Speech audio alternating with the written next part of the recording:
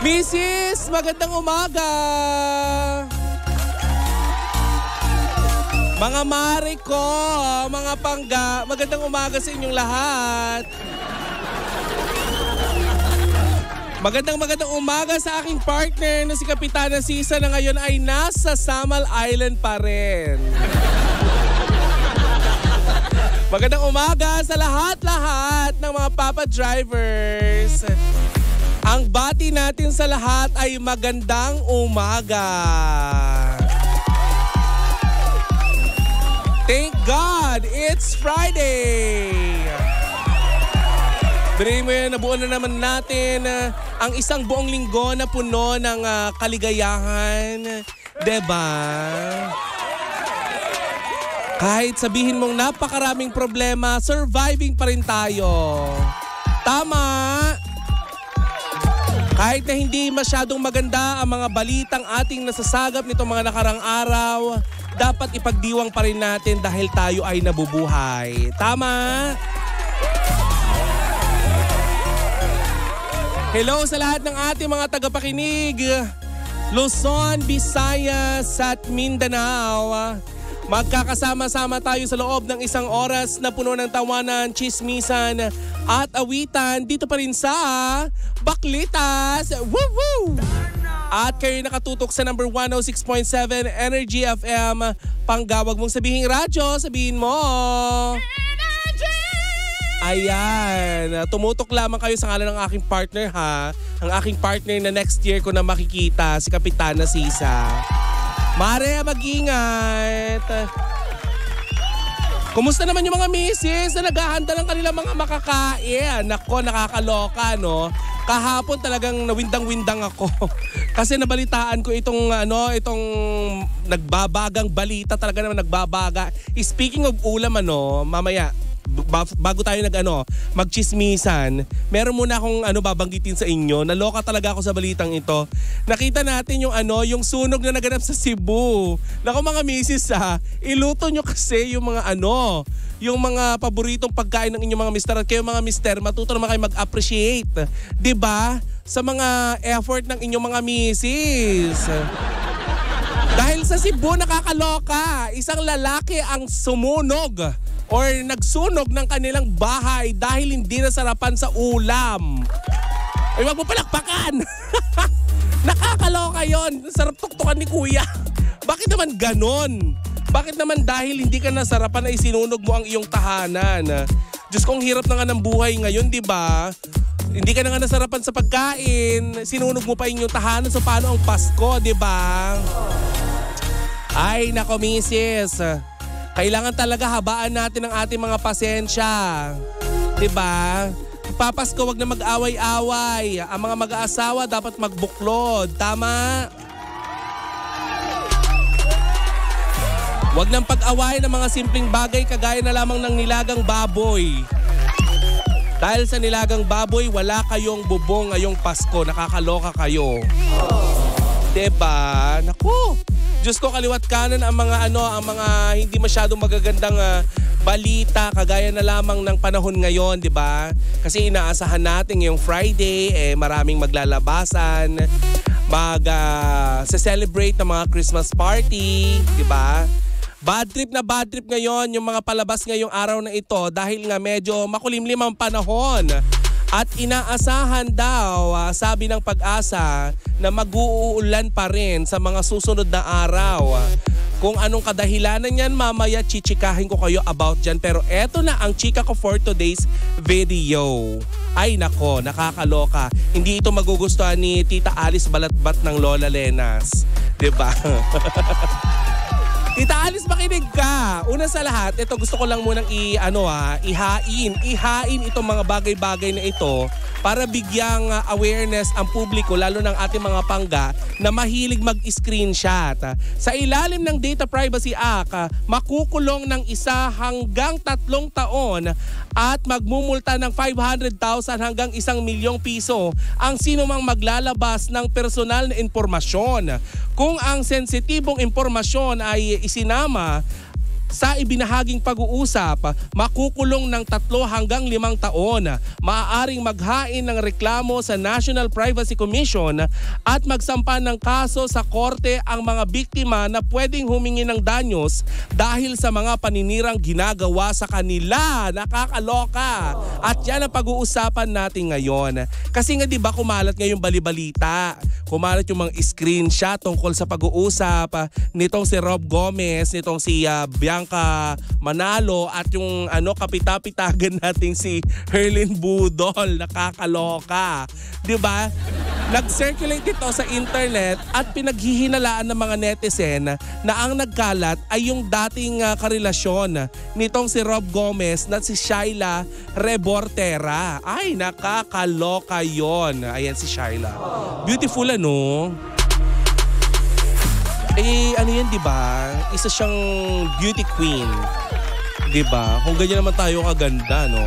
Oy, alam mo, eto makinig ka maigi, baby Toby May kumalat na chika kahapon na itong si Shyla at saka itong si Rob Gomez ay may konfrontasyon palang naganap na may mga kumakalat na balita na nagkasugat-sugat pa nga daw itong si Rob Gomez dahil nakipag-agawan daw di umano ito sa kanyang cellphone.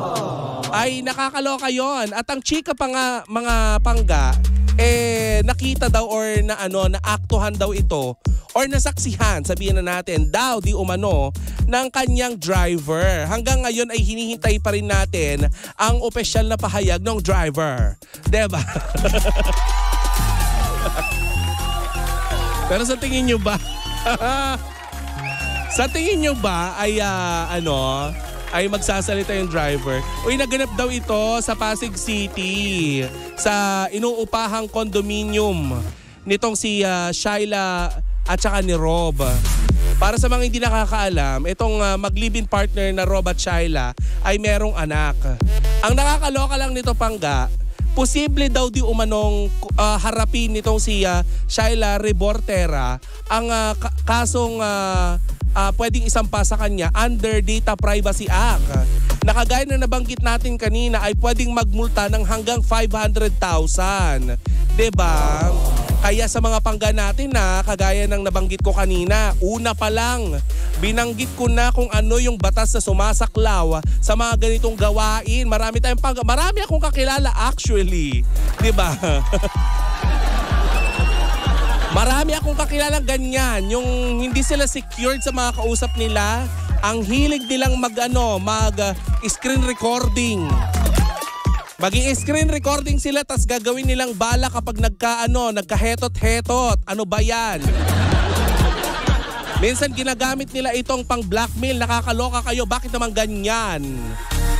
Diba?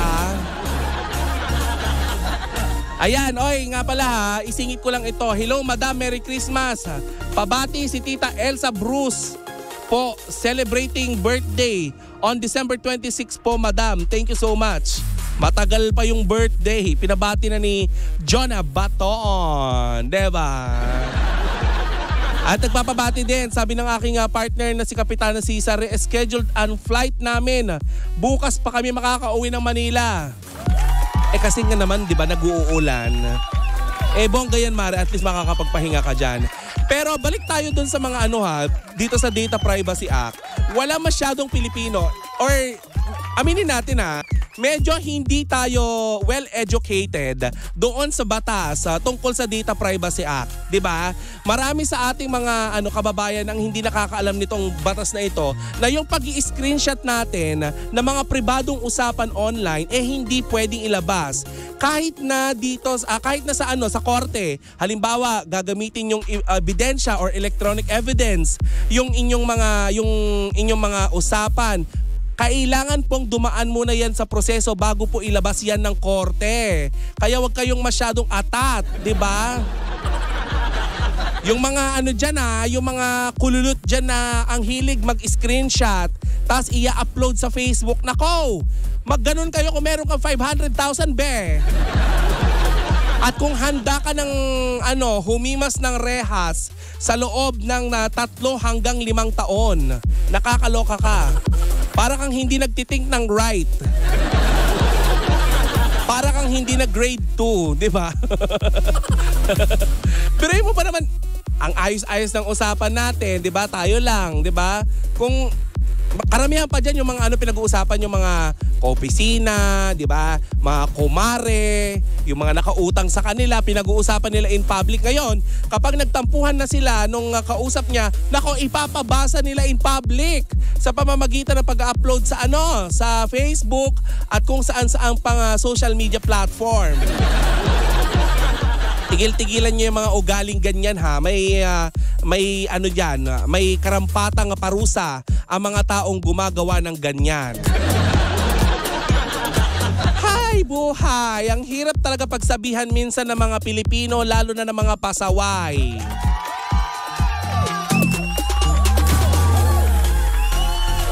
Tandaan natin na dapat responsable tayo sa paggamit ng ating karapatan sa teknolohiya. Hindi dahil meron tayong telepono, atin na yan, pwede mag-screenshot at ilabas ang kung ano-anong balita. 'Di ba? Hindi pwede yung ganon. May mga bagay na dapat kayo lang ang nakakaalam. 'Di ba? Tandaan natin na yung pinakaunang naitala sa Bibliang traidor at Judas, nagpakamatay. Diba? Si Judas yon. Judas ka ba? O, tigilan mo yan. Anyway, to Rob, to Shyla, sa mga involved dito sa mga usaping ito, sana ay hindi na humantong pa sa sa mga demandahan kasi alam mo, sana hindi naman ako nagpi-preach. Syempre, ang hangad pa rin natin ay ang kabutihan ng bawat isa, 'di ba? Lalo na't merong na-involved na bata dahil may anak nga itong si Rob at saka si Shyla, no? Tsaka itong mga na-involved na third party. At saka sa publiko din, wag tayong masyadong kaagad naniniwala. Alam mo kung bakit? Dahil lahat ng bagay ngayon ay pwede ng doktorin. Diba? Yung ang kumakalat ng mga screenshot, hindi nga nagtutugma-tugma parang putol-putol, diba? Kaya dapat maging mapanuri, diba? Maging mapanaliksik. Oy, mapanaliksik, 'di ba? Matanglawin. Charing, charing iba 'yon. Matampuhin, charing. Ay mga pangga, ayan muna ang unang yugto ng ating usapan Dapat may matutunan kayo dito sa chika kong ito ha. Ang lesson dito, huwag mag-screenshot at gagamiting panakot at pamamahiya sa kapwa. Hayaan natin, may batas na pwedeng kumastigo sa mga taong gumagawa ng masama kung ginagawang ka man ng masama. Huwag nating ilagay ang ating paghusga sa ating kamay, 'di ba? O ang batas sa ating kamay. Tama! Ako'y muling magbabalik mamaya pagkalipas ng ilang paalala. Ayan nangako ko sa iyo magbabalik ako pangga.